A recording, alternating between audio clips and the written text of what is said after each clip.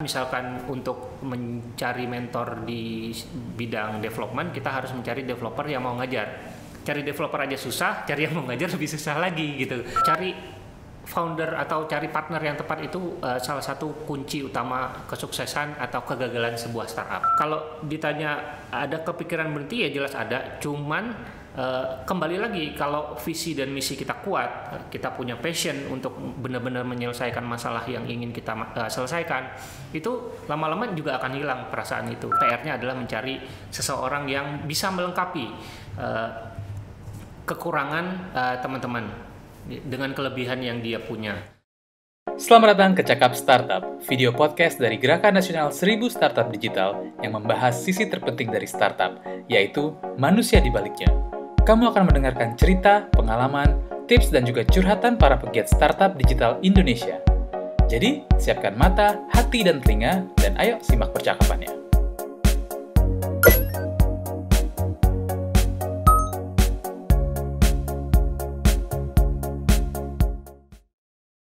Halo, kembali lagi di Cakap Startup bersama saya Okta Ramayana, dan kita akan membahas banyak sekali hal-hal yang seru seputar startup dan yang penting orang-orang di balik kesuksesan sebuah startup.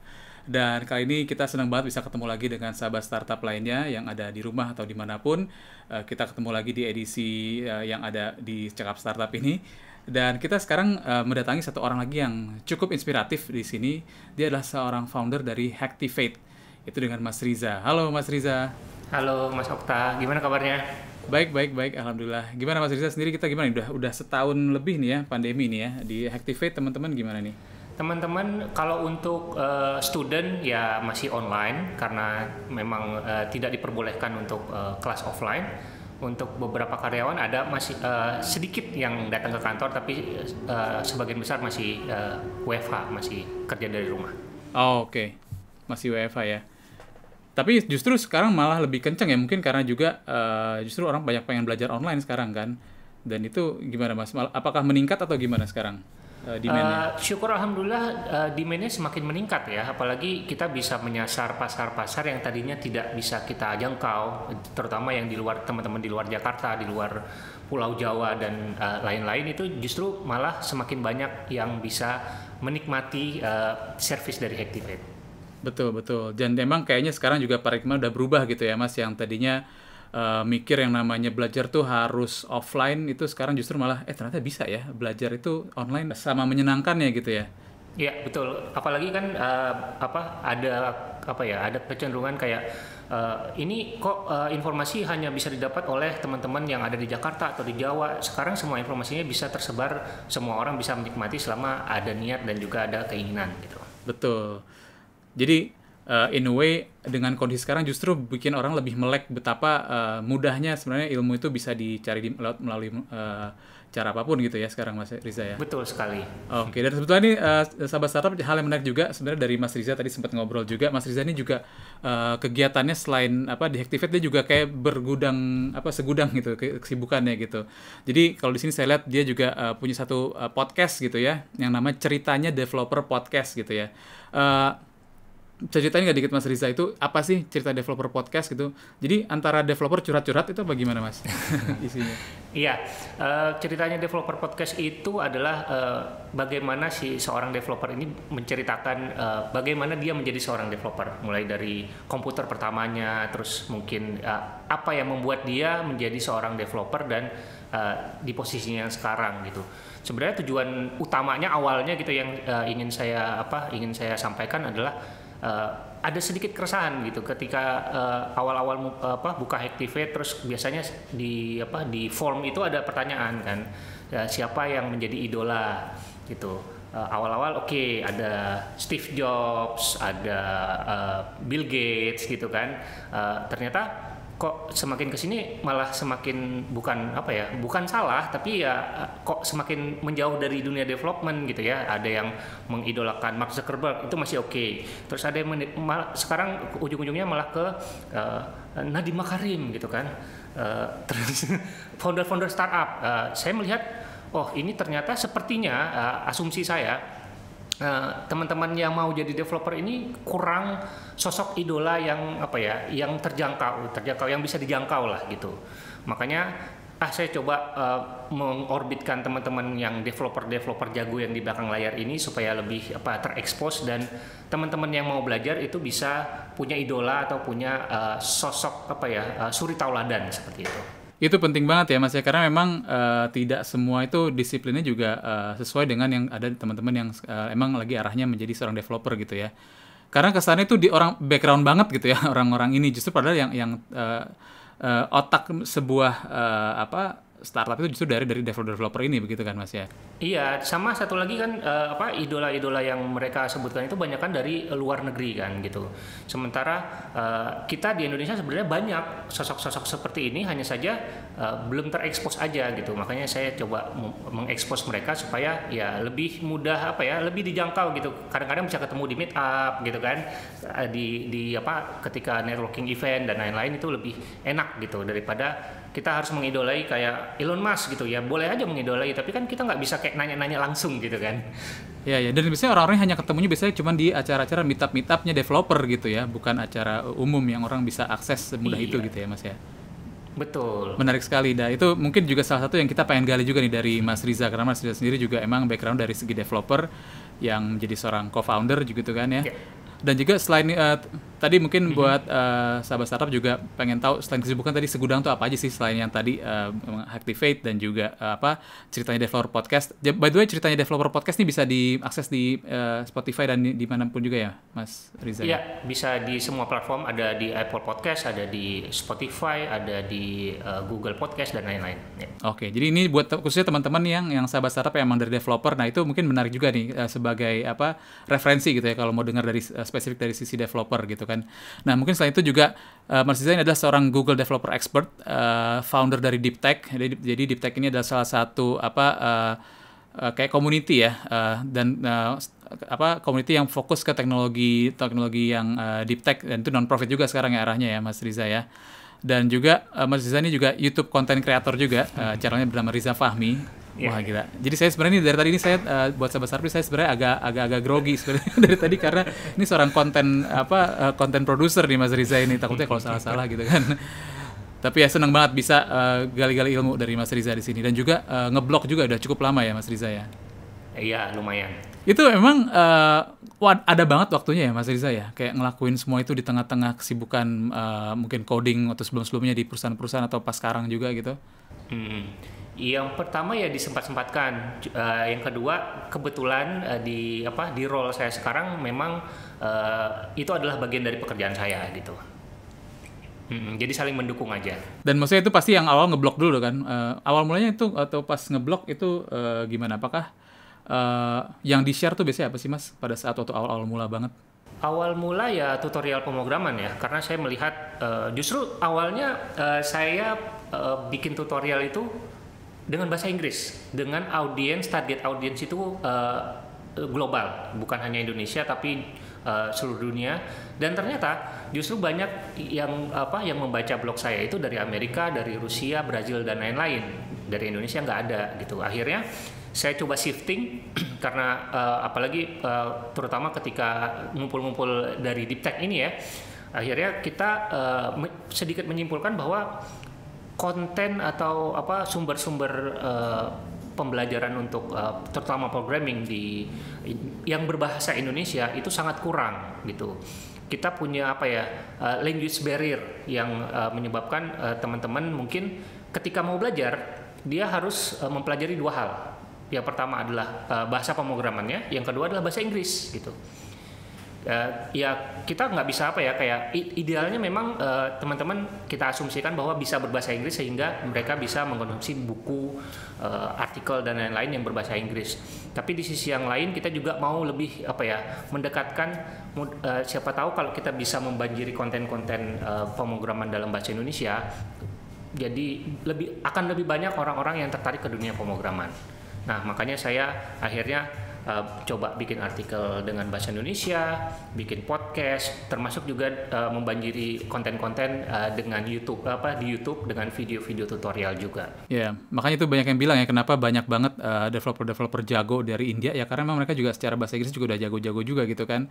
Makanya mereka akses ke informasi lebih gampang gitu.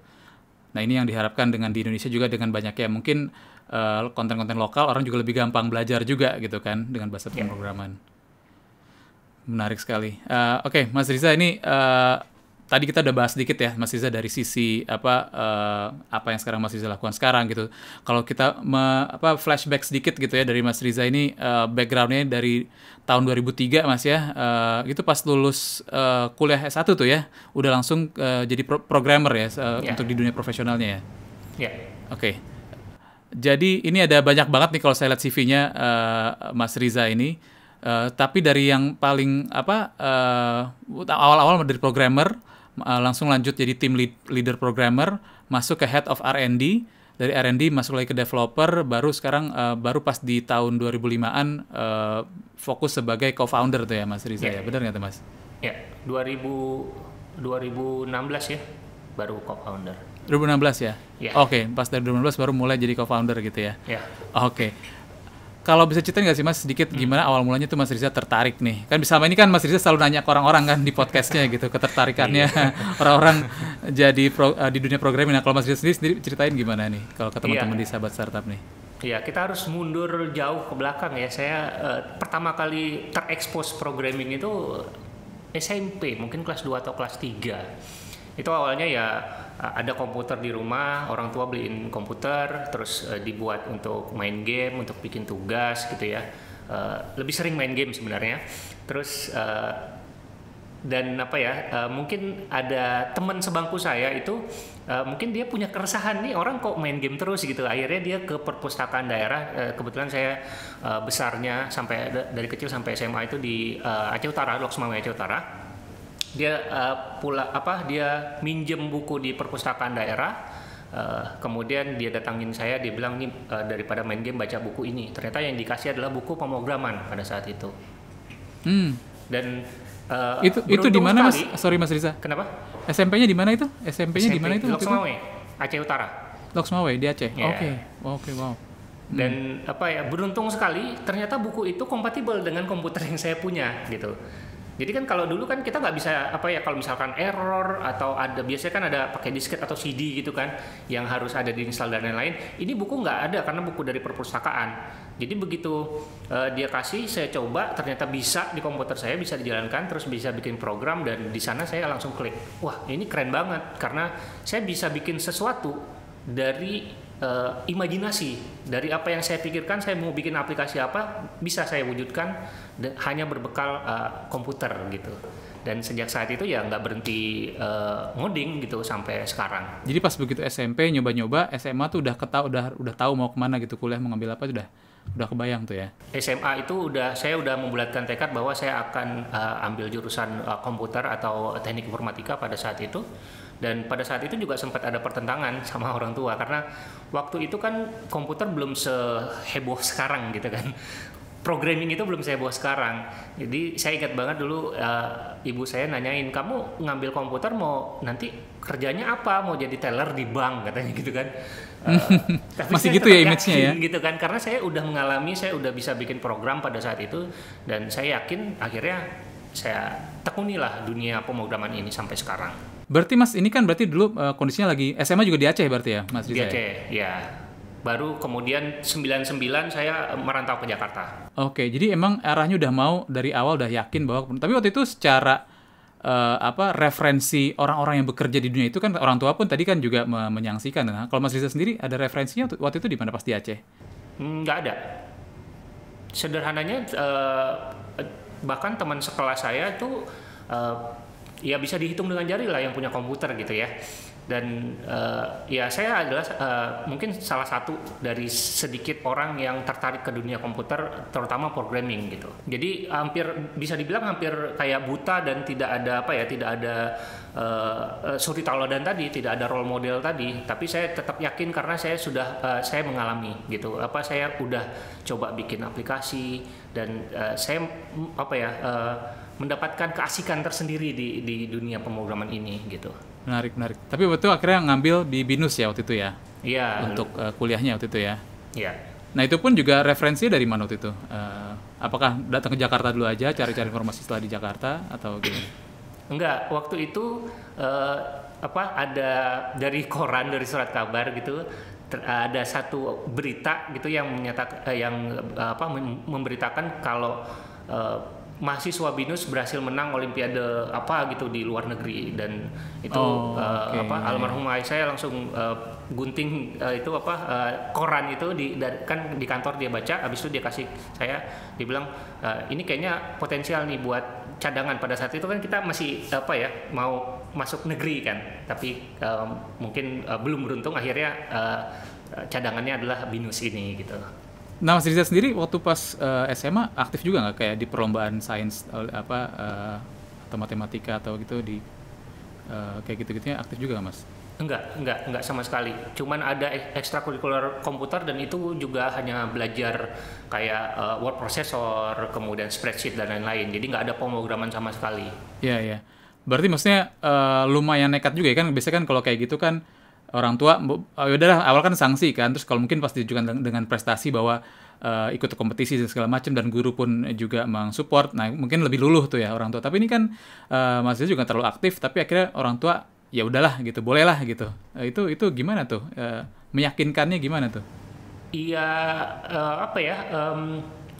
ya saya udah sangat yakin gitu. Saya nggak ada keraguan sama sekali kalau saya mau menekuni dunia pemrograman ini gitu. Dan akhirnya orang tua juga ngikut aja gitu, karena yang akan menjalani kan saya gitu. Oke. Menarik. Terus akhirnya setelah bekerja di beberapa perusahaan jadi programmer gitu kan, dan akhirnya mengambil S2 ya di UI ya, jurusan Information Technology. Itu apakah memang benar-benar yakin bahwa ini kayaknya this is it for me gitu ya, programming itulah dunia saya dan pengen jadi, mungkin alasan mengambil S2 apakah karena mengambil sisi bisnisnya atau mungkin kepikiran untuk menjadi pendidik waktu itu, gimana, Mas? Untuk menjadi pendidik nggak ada kepikiran sama sekali pada saat itu.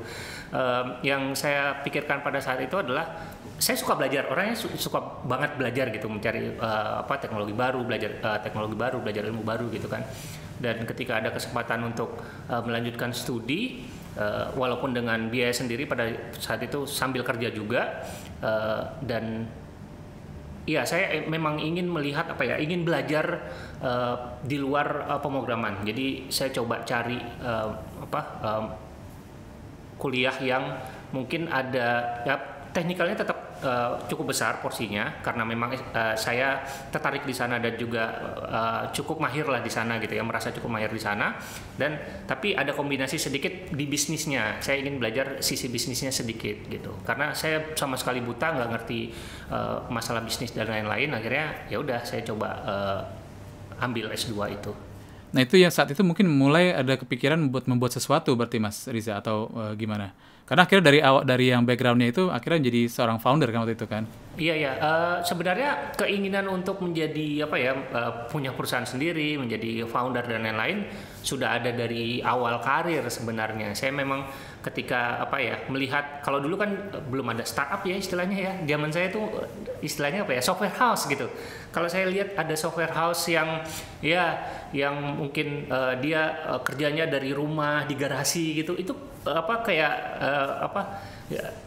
saya seneng banget gitu, semangat banget, wah ini seru nih gitu kan, dibandingkan dengan korporasi bekerja di perusahaan besar dan lain-lain tuh saya kurang interested ke sana gitu. Memang dari awal itu memang saya udah ada ketertarikan ke sana gitu.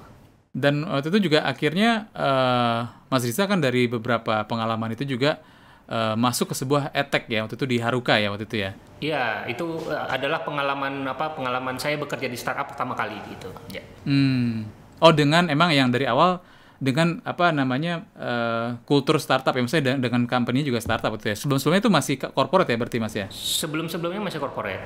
Yang di awal perusahaan pertama itu ya software house, tapi setelah itu korporasi.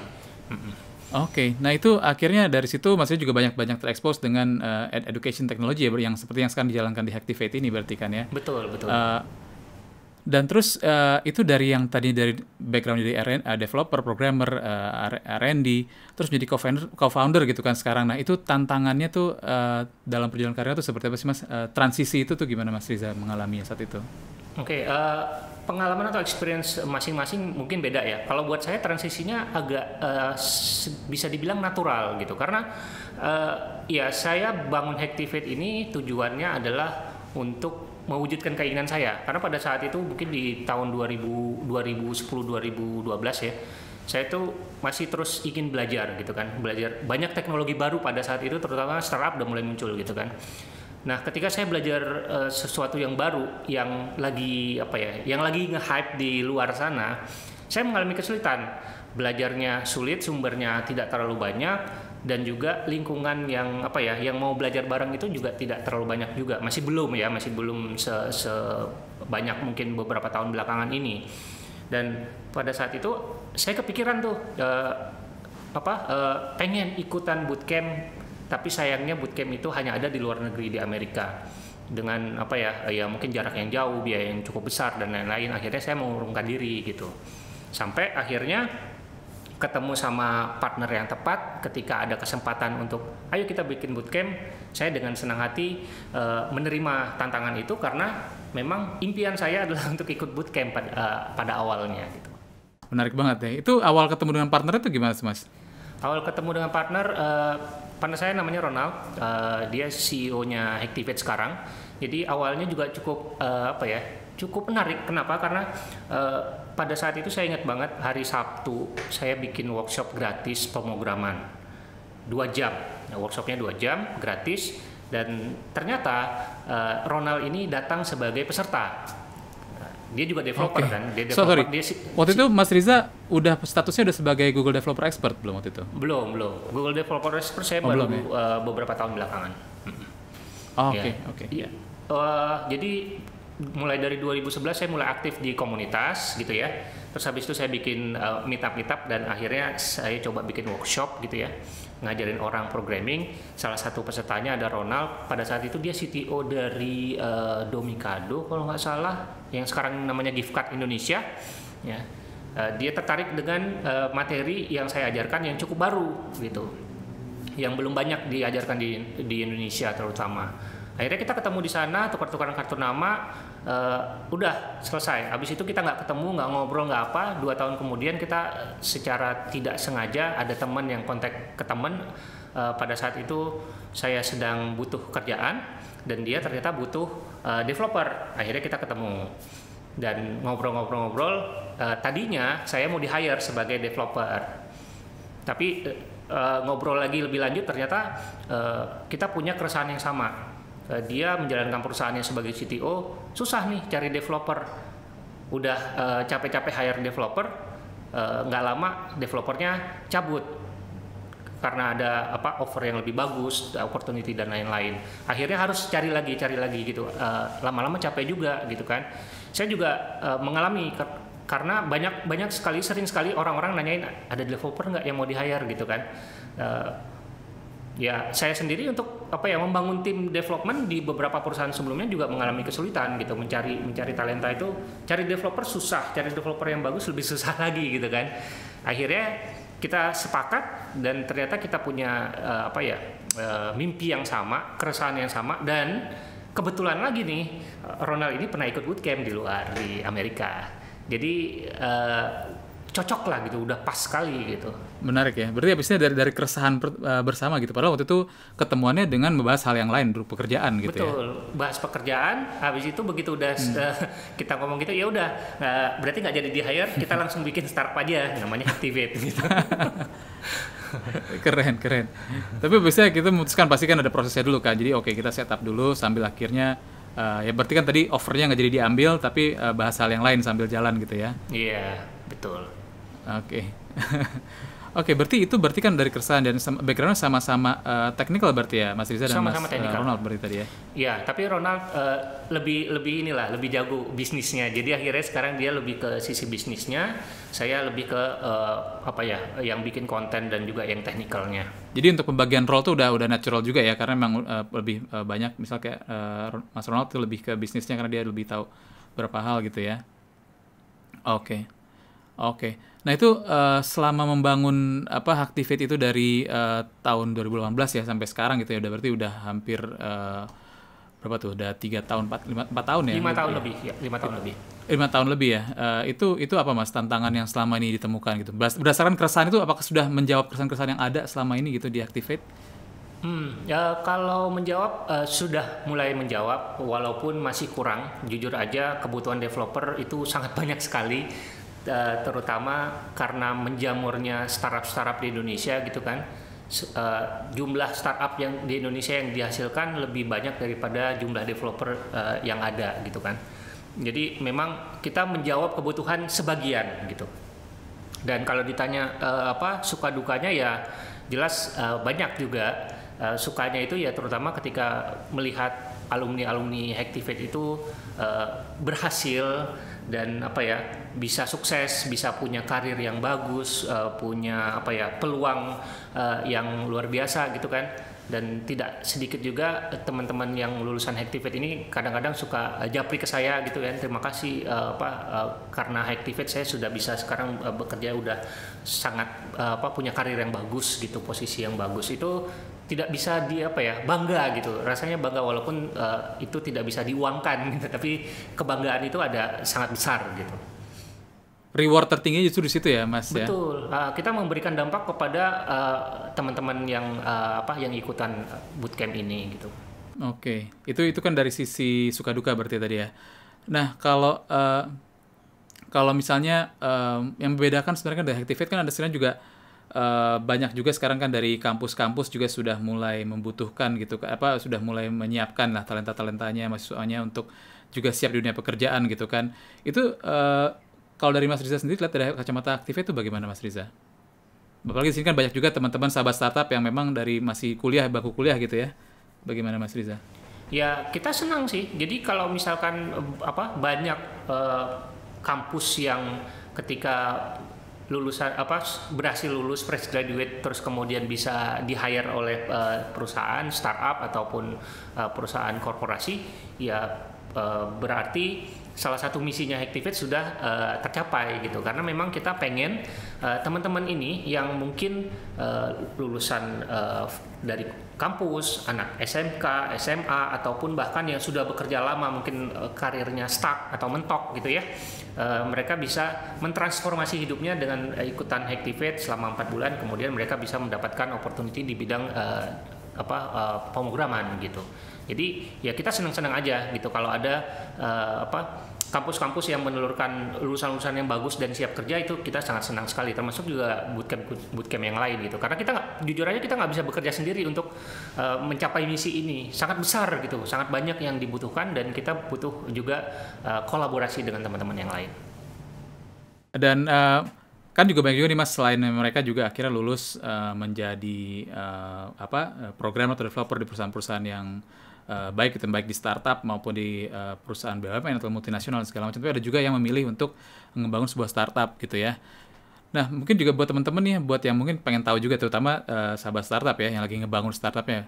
Jadi banyak banget teman-teman yang sebagian besar tuh ngerasa gitu ya, untuk udah deh pas saat mereka mentok gitu ya, berhentilah tengah jalan gitu, karena merasa kayaknya ternyata sulit ya bikin startup itu, nggak semudah yang dibayangkan gitu ya.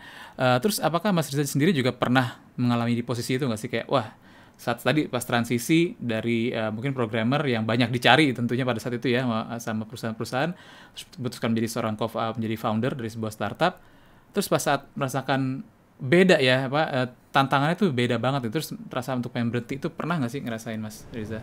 Iya pasti ada lah ya, pasti ada, terutama kalau ketemu masalahnya berat gitu, gimana solvingnya bingung gitu kan, apalagi dunia startup ini jujur ya kalau buat saya ya memang bukan buat semua orang ya startup ya, dan jujur kalau buat saya ya memang cocok gitu kebetulan, dan startup ini kan penuh ketidakpastian ya, bisa aja kita nggak tahu apakah setahun 2 tahun lagi kita akan bisa sukses atau bisa survive atau enggak gitu.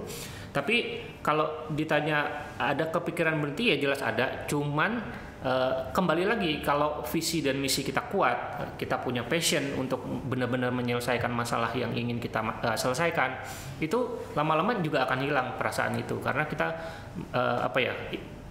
ada sesuatu yang lebih besar yang dibandingkan dengan perasaan atau personal kita sendiri gitu. Jadi akhirnya balik lagi, tujuan mau bikin Hacktivate ini apa, yang mau dicapai apa, sudah tercapai apa belum gitu, dan akhirnya perasaan itu hilang aja secara otomatis. Jadi gitu ya Mas Iza ya, buat sahabat startup juga ingat lagi kenapa pertama kali kalian ngebangun startup itu, kalau saat merasa udah mentok gitu ya, berpikiran untuk berhenti gitu ya. Balik lagi mikir kayak tadi Mas Riza bilang gitu, kenapa kita bangun di awal gitu. Dan apalagi kan dipikirin adalah visi bersama-sama partner juga kan ya, dicoba dicek lagi visinya masih sama atau enggak gitu ya, Mas Riza ya. Dan itu ya mungkin ya juga membuat sampai sekarang Hacktivate tetap konsisten juga ya Mas Riza ya dengan visi misinya ya selama 5 tahun ya.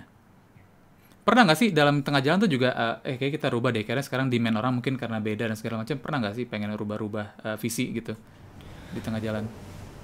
Ngerubah visi besar sih enggak sebenarnya, tapi untuk merubah strategi gitu ya, terus juga mengubah tujuan yang tadinya, misalkan kayak sekarang nih, Hacktivate kan dikenal dengan apa ya, dikenal sebagai produsen developer gitu kan. Nah, mulai di tahun ini kita justru mau melebarkan sayap sedikit gitu. Kita tidak hanya menyediakan developer yang keren, tapi juga talenta digital. Mulai dari ya developernya, kemudian kalau misalkan ada yang butuh tim produk, mungkin ada ada tim produknya, ada UI UX, kemudian kalau mau memasarkan ada digital marketing, itu bahkan sampai sampai ke data science dan lain-lain. Itu kita ingin menjadi one stop solution untuk talenta digital di Indonesia. Berarti itu juga sekarang berarti lebih banyak fokusnya sourcing mentor itu segala macam bagaimana Mas? Karena kan makin banyak nih kebutuhannya, dengan tadi Mas Riza cerita nggak hanya cuma di development front and back end, tapi ada juga buat data dan segala macam. Itu selama ini mencari talent-talent untuk mengajar gimana Mas Riza?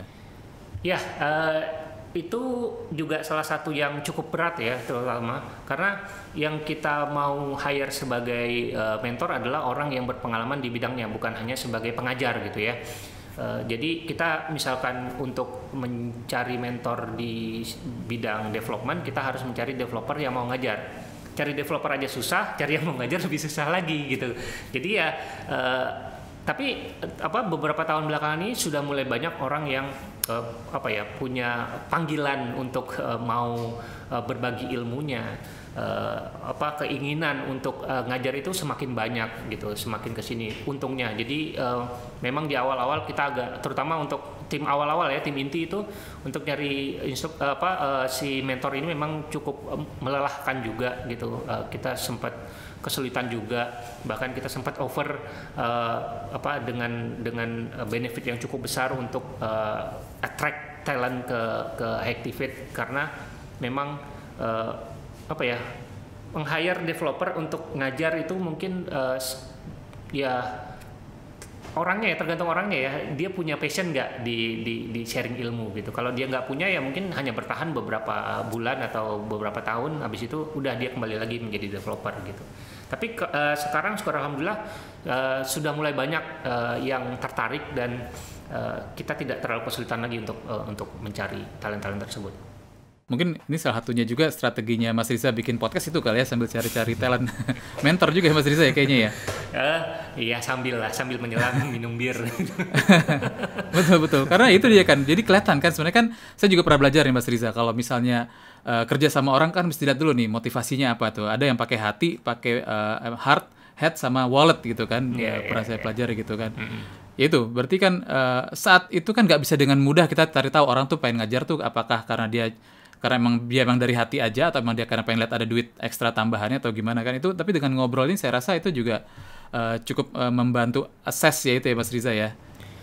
Secara tidak langsung iya, cuman memang tujuan saya bikin podcast itu sebenarnya totally different dari itu ya, bukan itu tujuan utamanya. Tapi ya secara tidak langsung mungkin ya ada ya ke arah sana juga ya, ternyata ini juga menjadi sumber leads juga ternyata gitu. Menarik itu karena kan kita jadi lebih tahu motivasi orang ya dengan ngobrol seperti ini gitu ya Mas Riza ya. Betul. Oke, terus nah ini kan udah 5 tahun nih ya sekarang ya Hacktivate. Perkembangan ke depannya bagaimana nih Mas Riza? Hacktivate mau bikin sesuatu yang barukah? Karena ditambah juga dengan sepertinya komitmen dari pemerintah juga ada semakin tinggi gitu kan untuk meningkatkan upskill ya dari pemuda-pemudi Indonesia. Nah, kalau dari Hacktivate sendiri ada rencana ke depan apa nih Mas? Ya itu tadi yang saya udah sebutkan, kita pengen Hacktivate dikenal bukan hanya sebagai produsen developer, tapi juga bisa menyediakan talenta digital di Indonesia, mulai dari programmer, kemudian data, lalu produk, UI UX, digital marketing, apapun gitu. Dan kita juga sudah mulai banyakin program gitu ya, bukan hanya 2 flagship program kita, yaitu bootcamp, tapi juga ada corporate training, part-time program, kemudian ada online learning platform juga yang ikutan prakerja gitu kan. Dan yang paling baru di tahun ini adalah kita meluncurkan satu flagship program lagi, yaitu adalah bootcamp data science, karena kita melihat kebutuhan akan data ini sudah semakin krusial gitu. Banyak orang yang punya data tapi nggak tahu manfaatkannya gimana, dan banyak juga kebutuhan dari hiring partner kita yang nanyain apakah kita menyediakan talenta untuk data science yang ternyata demand-nya sangat besar gitu, tidak kalah besar dibandingkan programmer. Akhirnya kita coba bikin tahun ini dan sudah berjalan dari mulai April tahun 2021. Oh, baru tahun ini ya? April Baru tahun ini ya. Oke. Nah itu so far gimana Mas perkembangannya? Apakah juga kesulitan juga untuk mencari mentor-mentornya juga untuk di bidang ini saat ini? Untuk mencari mentornya ada sedikit kesulitan, tapi tidak sesulit yang dulu. Mungkin karena dibantu juga dengan brandingnya Activate udah cukup bagus gitu ya. Jadi kita udah cukup familiar ya dengan Activate jadi kalau kita nggak perlu menjelaskan lagi apa itu Activate, mereka udah tahu, dan kita bisa attract talent-talent yang sesuai lah dengan keinginan kita, karena mereka juga sudah sudah tahu Activate secara umum gitu. Jadi cenderung lebih mudah dibandingkan dulu waktu kita mulai awal. Walaupun ya tidak bisa dibilang mudah juga ya gitu. Tapi ada lah gitu. Betul. Menarik sekali. Mas, ini tadi pas yang dibahas dari Mas Riza tadi, saya tertarik nih, mungkin agak flashback dikit. Nah, mungkin sekarang kan lebih mudah mencari mentor karena orang udah familiar gitu dengan dengan branding yang sudah dilakukan oleh Activate selama ini gitu kan, dengan partner yang selama ini Activate punya, dengan partner industri yang waktu itu dipunya. Tapi waktu pas awal-awal ini buat gimana sih cara attract orang untuk mau jadi mentor pada saat itu orang belum tahu Activate itu siapa? Itu mungkin saya penasaran juga Mas, waktu itu gimana cara rekrutnya waktu itu, mentor itu? Iya, mungkin strateginya udah rahasia umum ya. Yang kita lakukan adalah referensi. Jadi dari teman ke teman. Ya dari founder, dia punya teman, ada yang developer yang bagus gitu, yang potensial untuk dijadikan mentor, ya udah coba dipanggil, kemudian di interview, ditanya motivasi dan lain-lain. Kita juga waktu itu di awal gerilya ke beberapa kampus, salah satunya juga BINUS. Kita coba rekrut beberapa teman-teman di kampus yang cukup aktif di komunitas atau di organisasi yang bisa kita hire, dan beruntungnya kita dapat satu waktu itu, dan dan menjadi dia menjadi salah satu role yang sangat krusial juga pada saat itu. Oke, berarti itu juga ya, berarti kunci juga gitu ya Mas Riza, juga ada konsistensi, maksudnya dalam arti saat nggak hanya di bidangnya aja, Mas Riza juga berkonsistensi, lebih kayak keluar juga ya, aktif mencari keluar, kayak ikut komunitas, menulis kayak tadi kan Mas Riza dari awal udah, dan itu juga bisa menumbuhkan personal brand dari Mas Riza sendiri. Juga orang juga nggak terlalu curiga karena digital footprintnya Mas Riza udah ada nih di portfolionya, menulis dan segala macam udah ada gitu ya. Jadi orang juga lebih gampang percaya gitu sama Mas Riza gitu ya, karena emang sudah membangun komunitas itu di awal, walaupun waktu itu baru lewat blog, tapi juga aktif di komunitas juga ya Mas Riza ya? Iya, komunitas juga salah satu sumber pencarian kita gitu. Jadi kadang-kadang habis ketemu meet up gitu ya, wah udah lama banget, udah 2 tahun nggak meet up offline. Jadi ketemu di satu acara gitu kan, tiba-tiba ada yang approach, kayaknya tertarik nih, mau pengen ngajar nih, boleh coba apply. Akhirnya beberapa hari kemudian saya undang dia ke kampus, lihat kampus, akhirnya di hire dan lain-lain. Itu cukup banyak juga. Jadi memang Activate itu tumbuh dan berkembang dari komunitas, termasuk juga saya ketemunya dengan Ronald juga dari komunitas kan. Jadi hampir tidak bisa dilepaskan antara Activate dengan komunitas, itu saling mendukung. Betul, makanya itu tadi ya. Jadi dengan adanya komunitas seperti ini dan juga ada program-program workshop, tadi bahkan juga kita nggak pernah tahu ya, di sebuah workshop kita selain dapat ilmu malah dapat co-founder juga gitu ya. kayak Mas Riza ketemu dengan Mas Ronald tadi ya. Dan juga mungkin sahabat startup juga manfaatkan sebaik mungkin nih apa program-program kayak mungkin yang distribusi startup gitu ya. Misalnya itu juga teman-teman bertemu dengan co-founder atau siapapun, dan juga dengan adanya program-program pelatihan seperti yang dilakukan oleh juga Activate, itu juga justru lebih tersaring gitu ya Mas Riza ya. Karena emang based on interest-nya sama ya. Betul, iya. Berjejaring itu atau networking itu adalah sebuah cara yang sangat underrated ya. Jarang orang, mungkin nggak terlalu banyak orang yang melakukan gitu. Tapi ketika kita sudah merasakan dampaknya itu ya, makanya tadi Mas Okta menyebutkan kalau saya kok aktif banget gitu ya, di komunitas, bikin blog dan lain-lain ya. Karena saya udah merasakan manfaatnya nih berkomunitas seperti apa. Saya dapat benefitnya, bahkan saya dapat perusahaan dari komunitas gitu. Dan saya merasa berhutang budi dengan komunitas, makanya saya terus berusaha untuk aktif semaksimal mungkin untuk komunitas juga gitu. Mantap. Lah, keren Mas Riza. Terima kasih banyak nih Mas Riza atas insight-insight-nya. Menarik banget. Jadi buat sahabat startup ya, jangan lupa yang namanya tadi Mas Riza cerita gitu kan, sangat underrated. Orang tuh masih tidak menyadari betapa kuatnya manfaat sebuah networking gitu ya. Kita nggak pernah tahu gitu peluang-peluang apa yang bisa hadir di depan mata kita gitu, yang bisa kita tangkap gitu kan dengan adanya seperti ini. Dan juga tentunya dengan belajar terus untuk menambah dan upskill diri gitu ya Mas Riza ya tentunya ya.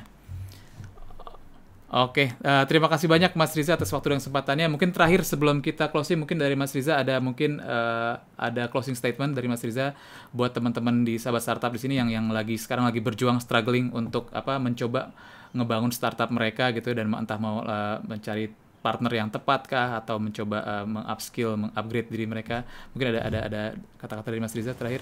Oke, mungkin saya bagi-bagi tips sedikit aja ya kali ya. Karena memang ya yang pasti adalah cari founder atau cari partner yang tepat itu salah satu kunci utama kesuksesan atau kegagalan sebuah startup gitu. Jadi carilah partner yang tepat gitu. Saya beruntung sekali mendapatkan partner yang luar biasa mengerti saya.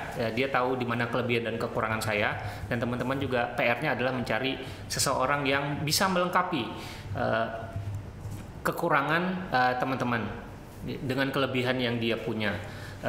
Banyak-banyak berjejaring ya, networking. Saya juga salah satu orang yang agak terlambat menyadari ini, karena dulu kuliah saya introvert banget gitu kan. Selesai kuliah pulang gitu kan, tidak berjejaring sama sekali, tidak ikut organisasi. Padahal sebenarnya banyak hal yang bisa kita dapatkan pada saat kita kuliah. Ya lihat aja founder-founder startup terutama di luar, banyak kan ketemunya di kampus gitu kan. Jadi kampus adalah salah satu tempat untuk mencari partner. Kadang-kadang kan kita punya kesamaan visi biasanya kan. Kalau sudah selesai dari kampus ya juga berjejaring di sesama interestnya di mana, yang dunia startup ya mungkin ngumpul-ngumpul sama-sama saling curhat, karena dunia startup ini berat sekali gitu. Dan kalau kita hanya berdua bertiga gitu kayaknya butuh teman curhat gitu ya. Kadang-kadang hanya butuh sekedar curhat aja, nggak butuh solusi, cuman ada orang yang mendengarkan kita, itu kayaknya udah cukup membantu. Jadi coba mungkin tahun-tahun pandemi ini agak susah untuk berjejaring karena memang harus online dan nggak bisa ketemu langsung dan lain-lain. Tapi saya yakin dan percaya bahwa apa yang kita lakukan di komunitas itu nanti akan berdampak juga di long termnya. Jadi ini bukan short term. Kalau misalkan kita ketemu orang, ya kita nggak tahu setahun, 2 tahun, 3 tahun berikutnya dia adalah siapa dan jadi apa. Tiba-tiba malah bisa jadi partner di dalam sebuah bisnis gitu. Kita nggak bakal pernah tahu ya Mas Riza ya. Jadi itu investasi yang dari awal sebenarnya teman-teman harus lakukan juga ya. Betul, dengan networking itu tadi ya. Iya. Oke Mas Riza, terima kasih banyak atas waktunya, dan tadi juga Mas Riza sampaikan jangan lupa networking, dan juga kalau sekarang lagi pandemi seperti sekarang, mungkin salah satu yang bisa dilakukan adalah dengan ikut berjaring dengan komunitas online yang ada gitu ya, atau ikut course atau ikut program-program yang ada di online gitu ya. Oke, terima kasih banyak Mas Riza atas waktu dan kesempatannya. Sukses terus untuk Activate, sukses juga untuk semua usaha untuk mengedukasi teman-teman sahabat startup juga yang dari Indonesia melalui podcastnya, melalui video-videonya, melalui blognya juga. Sukses terus buat Mas Riza dan semoga sehat-sehat terus. Nanti kita ngobrol-ngobrol lagi ya Mas Riza ya. Siap, amin. Terima kasih. Siap.